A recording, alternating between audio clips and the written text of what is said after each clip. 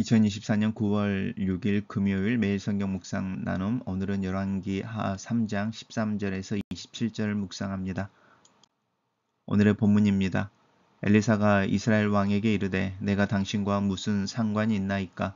당신의 부친의 선지자들과 당신의 모친의 선지자들에게로 가소서 하니 이스라엘 왕이 그에게 이르되 그렇지 아니하나이다. 여호와께서 이 세 왕을 불러 모아 모압의 손에 넘기려 하시나이다 하니라.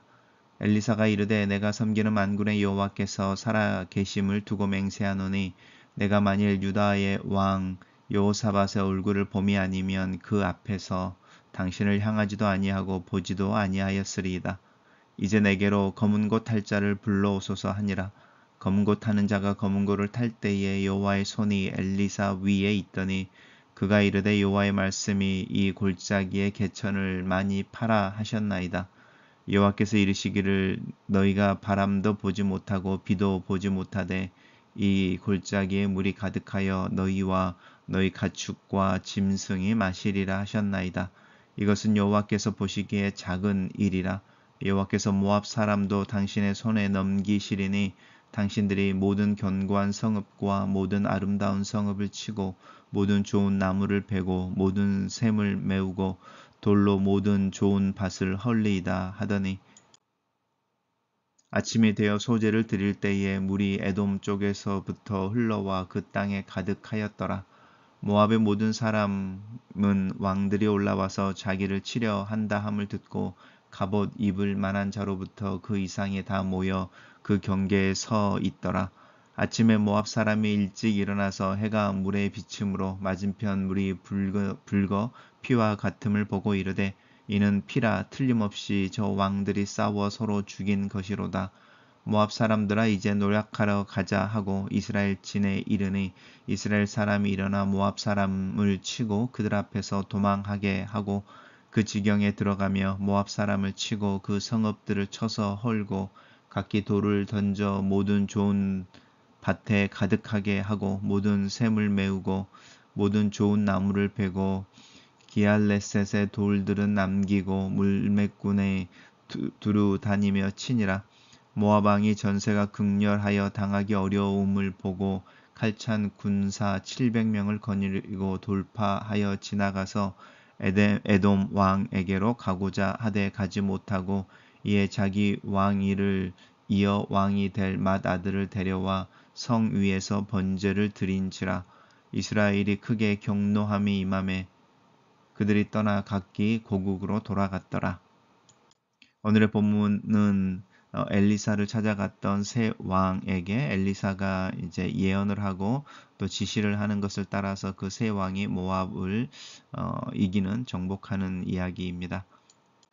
우리 어제에 이제 이스라엘의 왕 여호람이 여호사밧, 이제 유다의 왕이죠. 여호사밧과 또 에돔 왕과 동맹을 맺어서 이제 모압을 정복하기 위해서 이제 전쟁에 나갔었습니다. 조공을 바치다가 이제 조공을 바치지 않으니까 그렇지만 이제 그렇게 행진하는 중에 물이 없어서 이제 곤란한 지경이 되고 엘리사를 찾아가는 거였습니다. 이제 찾아온 엘리사에게 말하는 거죠. 내가 당신과 무슨 상관이 있습니까? 이제 구약 성경에 나오는 이제 전형적인 문학적인 표현입니다. 나는 네 일에 관여하지 않겠다. 이제 이런 표현인 거죠.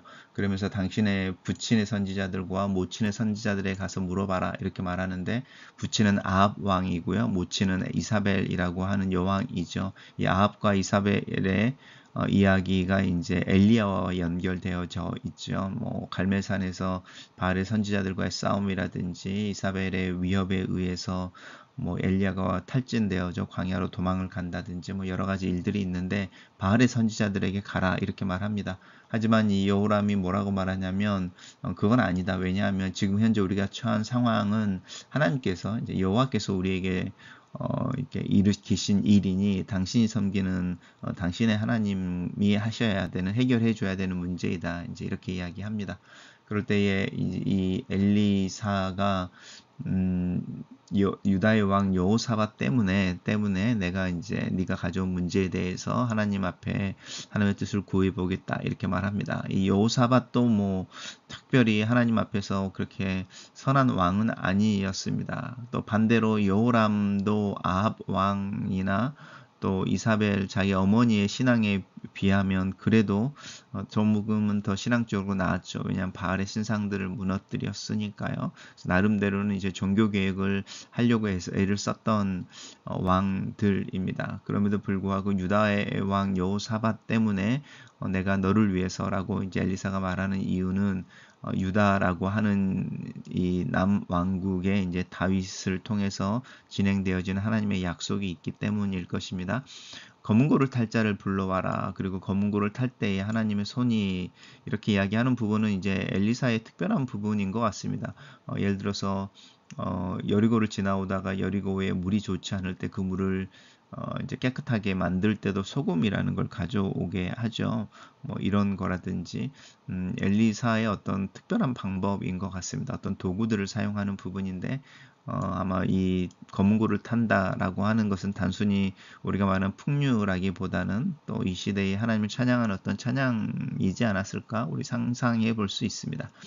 그러면서 이제 여호와의 말씀이 골짜기에 개천을 많이 파라, 이렇게 땅을 파서 수로 같은 것을 만들어라라고 하는 부분입니다. 그랬을 때에 그렇게 너희들이 파서 만들어낸 물길을 따라서 이제 그 개천에 물이 가득하게 될 것이다. 그리고 그것을 통해서 너희 가축과 짐승이니까 전쟁에 이제 동원되어진 가축, 군작, 뭐 물 아니면은 이렇게 이야기하는 부분에 이제 그 문제들이 해결될 것이다. 이렇게 이야기합니다. 그러면서도 이것은 여호와 보시기에 작은 일이다라고 하나님의 위대하심에 대해서 이야기합니다. 그리고 하나님이 그렇게 너희들에게 은혜를 베푸심으로 너희가 이제 모압 사람들을 이제 정복할 수 있을 것이다. 근데 굉장히 구체적이죠. 견고한 성읍과 아름다운 성읍을 치고 좋은 나무를 베고 샘을 메운다. 이것을 이제 정착하지 못하게 한다라는 거죠.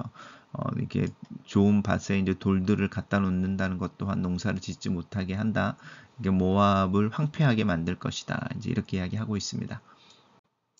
그리고 이제 그 다음날 아침이 되어 소제를 드릴 때에 물이 에돔에서부터 흘러나와 그 땅에 가득했다라고 하는 것은 엘리사의 말을 듣고 새 왕이 돌아가서 에돔으로부터 이제 개천을 만드는 물길을 만들었다는 거죠. 이렇게 참호처럼 파서 이게 강의 물길을 만들었고 그 다음날 아침이 되었을 때에 그것을 따라서 이제 그곳에 물이 가득 찼었다. 이제 이렇게 이야기하는 거죠.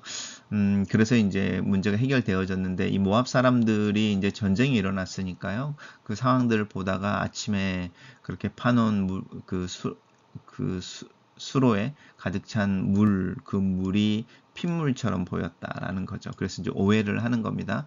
저들이 밤새 서로 싸워서 분열이 일어나서 저것이 이제 핏물이다. 이제 이렇게 이야기하고 모압 사람들이 이제 노력하러 왜냐하면 그 적군들 안에 분열이 일어났으니까 이렇게 나가는데 오히려 이스라엘 사람들이 일어나서라고 하는 이 일어나서라는 표현도 문학적인 표현입니다.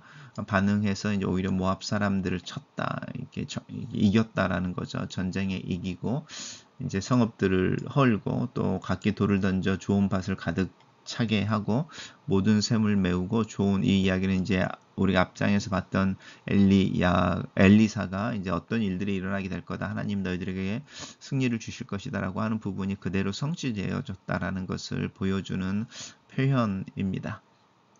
근데 이제 그 모압 왕이 이제 등장을 하는데 모압 왕이 그렇게 이제 패망해 가고 패전 속에서 어려움을 보고 칼찬 군사 700명을 데리고 돌파하였다라고 하는 것은 이제 그 상황으로부터 도망을 쳤다라는 거죠.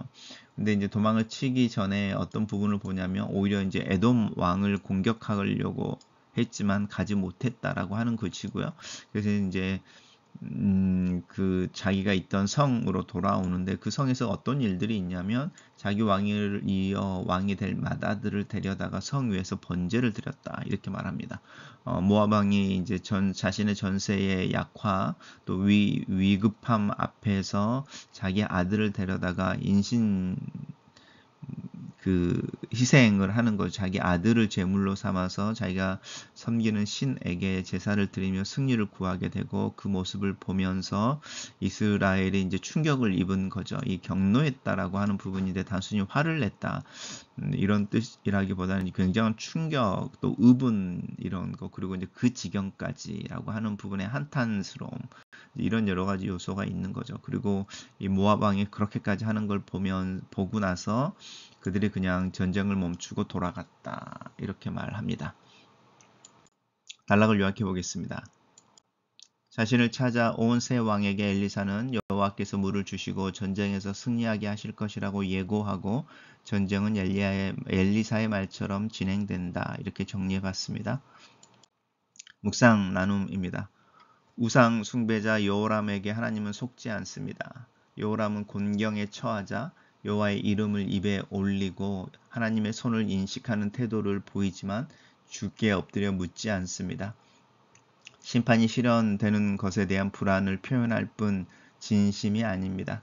바알의 선지자들과만 상의했던 그의 부모 아합과 이세벨과 마찬가지로 자기 불안을 해소하기 위한 우상 숭배를 멈출 생각이 없습니다. 자기의 뜻대로 행하다가 뒤늦게라도 하나님께 묻기 위해 멈춰선 여호사밧에게만 하나님은 응답하실 것입니다. 두 번째 묵상 나눔입니다. 군사들과 가축들이 목말라 죽어가고 있는 광야에 수많은 개천이 생길 만큼 많은 물이 흘러내리게 하실 것입니다. 바람과 비를 통해서가 아니라 누구도 알지 못하는 근원에서 물이 흘러나오게 하실 것입니다. 하지만 이 일은 작은 일에 불과할 것입니다. 광야에서 기진하던 이들이 모압과 싸워 이길 큰 일을 하나님이 직접 계획하고 계시기 때문입니다. 하나님의 간섭 없이 이길 수 있는 싸움은 없습니다. 군사력과 전략만으로는 이길 수 없습니다. 어떤 어려움이 있습니까? 내 앞에 닥친 큰 문제를 작은 일이 되게 하시는 하나님께 아뢰지 않겠습니까? 약속하신 그대로 물과 승리를 주십니다. 에돔에서 흘러온 물과 광야 골짜기를 덮어 이스라엘의 목마름을 해소합니다. 하지만 이것은 작은 시작에 불과했습니다. 광야를 적신 물에 햇빛이 비치자 마치 피가 흘러내리는 것처럼 보였고 이를 동맹군의 분열과 학살로 오인한 모압 군대는 무모하게 광야로 진격하다가 오히려 몰살당합니다. 동맹군이 한 것은 이스라엘에게 여호와께서 선물로 주신 승리를 주어 담아 누린 것뿐입니다. 문제가 큰 만큼 내 삶에 이루실 하나님의 계획도 클 것을 기대해 보십시오. 수세에 몰린 모압 왕은 자신의 왕자를 성 위에서 인신 제사로 바치는 극악한 짓을 벌입니다. 이에 큰 충격을 받은 동맹군은 공격을 멈추고 퇴각하고 맙니다. 하나님은 여호람에게 승리를 주시지만 완전한 승리는 허락하지 않으십니다. 우상 숭배자에게는 하나님이 주실 승리를 누릴 자격이 없기 때문입니다. 글로 쓰는 기도입니다. 하나님 말씀 앞에 섭니다. 이 시대의 가치와 소리를 향해 귀와 눈을 닫습니다. 나도 모르는 사이에 휩쓸려 저만큼 밀려가 버리는 나의 믿음과 삶을 하나님의 말씀 앞에 다시 내려놓습니다. 하나님의 임재와 판단의 권위 앞에 내 자신을 세웁니다. 겸손과 겸비한 마음으로 하나님의 은혜와 도우심을 구합니다. 진실하게 하나님 앞에 사는 하루가 되게 하시옵소서. 내 마음이 하나님의 지식과 생각으로 가득 차며 온전하게 하루를 믿음으로 살도록 나를 도와주시옵소서. 예수님 이름으로 기도합니다. 아멘.